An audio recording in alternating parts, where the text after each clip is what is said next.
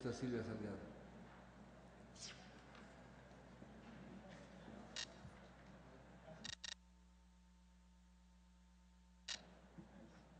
Gracias, compañero presidente, compañeras y compañeros asambleístas. Yo, en primer lugar, creo que es importante resaltar la relevancia de este tema que es abordado en esta mañana y tarde por parte de la Asamblea Nacional. El precisar que el interés nacional debe ser el que prime inclusive en los temas del orden del día de esta Asamblea es innegable. Por eso es que sí me preocupa el hecho de que se quiera negar la importancia y la relevancia de este tema, tratándose justamente de ese interés nacional y tratándose de un tema de Estado, de un tema que involucra y que puede inclusive terminar afectando a 15 millones de ecuatorianos y ecuatorianas. Segundo, decir que al igual que este tema, hay muchos otros, compañeros presidente. Y ojalá, por ejemplo, pueda ser un tema también de soberanía y que interesa a los 15 millones de ecuatorianos y ecuatorianas, la declaración que hace el ex embajador británico, por ejemplo, esta mañana, que denuncia que la CIA habría advertido que intervendrá en las elecciones del Ecuador para evitar el triunfo de Rafael Correa. No está entonces de por medio el candidato, la afiliación política, está de por medio el interés de este país, el interés del Estado, bajo el principio de la soberanía, que es justamente el que está consagrado en nuestra Constitución y que en este debate se constituye en el elemento central. Claro que es de interés el hecho de que esta Asamblea también esté preocupada por dar una respuesta frente a lo que en la aprobación de la LOEI se derogó un decreto presidencial desde el año 64 que venía sosteniendo y alimentando un mecanismo perverso de jubilación para el magisterio, que venía consignando la obligación que tenía cada maestro de aportar adicionalmente de su sueldo el 5% y el Estado otro 5%, y que no se preocupó jamás de transparentar que el magisterio, al igual que cualquier trabajador en este país, tenía los mismos derechos, es decir, el aporte sobre el 100% de su remuneración. Claro que, compañero presidente, para dar tratamiento a estos casos se necesita una propuesta de la cual la Comisión de Derechos Laborales está en construcción y el día de hoy precisamente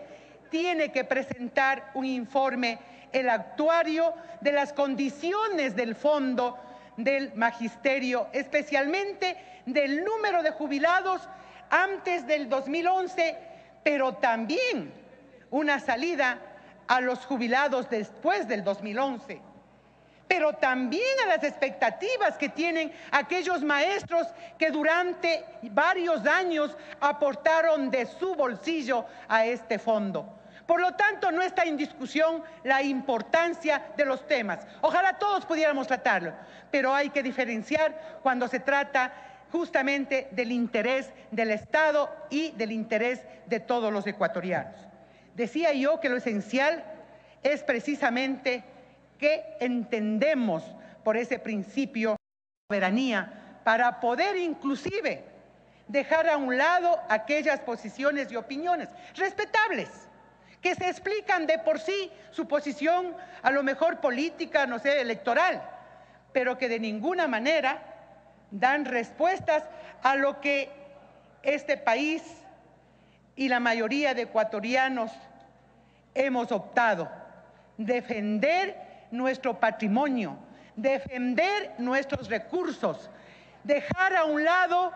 la dependencia histórica en la que hemos vivido este país, especialmente con una política entreguista de nuestros recursos naturales. O ya nos hemos olvidado lo que significó la presencia de las transnacionales desde los años 50 y 60,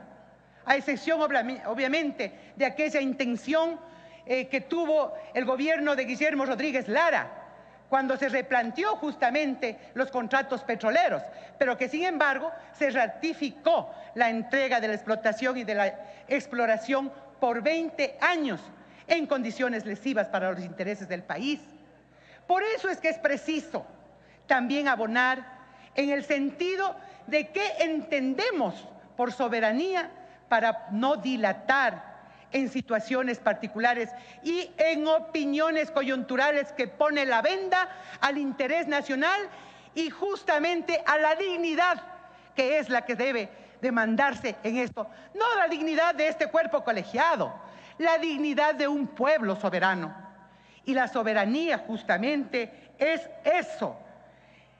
es garantizar la capacidad que tiene la sociedad y el Estado para crear y transformar sus órganos de poder y las instituciones para tomar decisiones que vayan en beneficio del bienestar del pueblo ecuatoriano. Una definición quizás la más simple y la más básica. Reconocer un proyecto común de país que guíe los pasos de esta sociedad y que garantice su desarrollo y su bienestar. Soberanía implica, ante todo, garantizar ese principio de equidad y de redistribución de la riqueza, de la participación positiva e igualitaria en las decisiones que le afectan, tanto en el contexto interno como en el contexto internacional.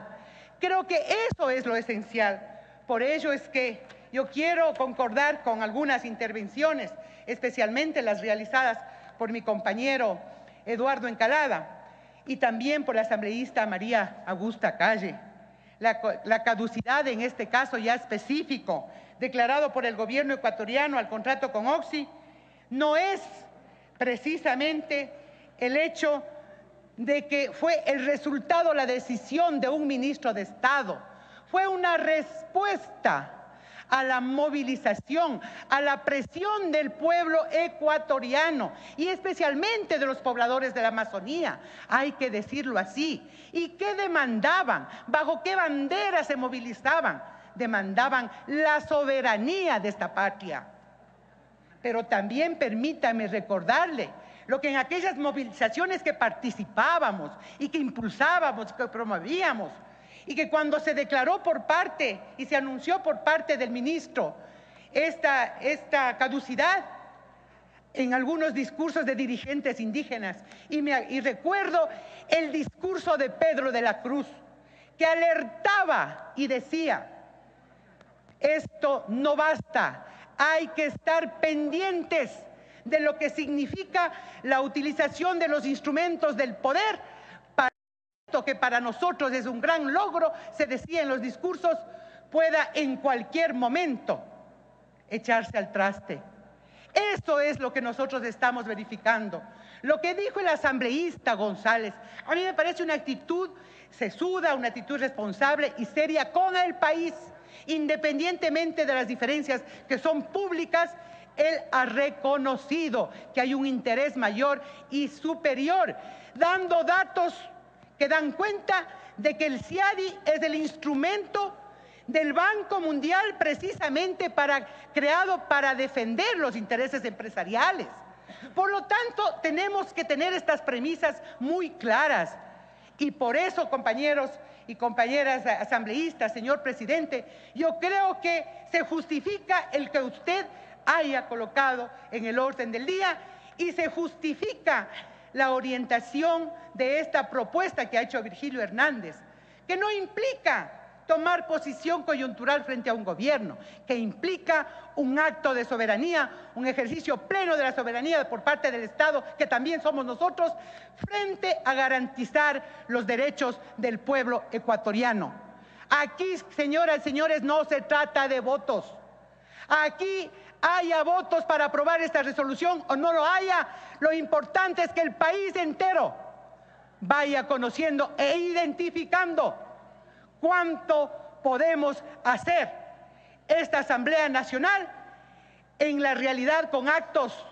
concretos frente a lo que es una posición de soberanía y frente a defender esos intereses del pueblo ecuatoriano, que hoy están amenazados con 1.700 millones de dólares. Pero que nosotros decimos, sí, en estos momentos la tesis de la nulidad permitirá garantizar esta soberanía y por lo tanto defender los derechos de los ecuatorianos. Muchísimas gracias, presidente.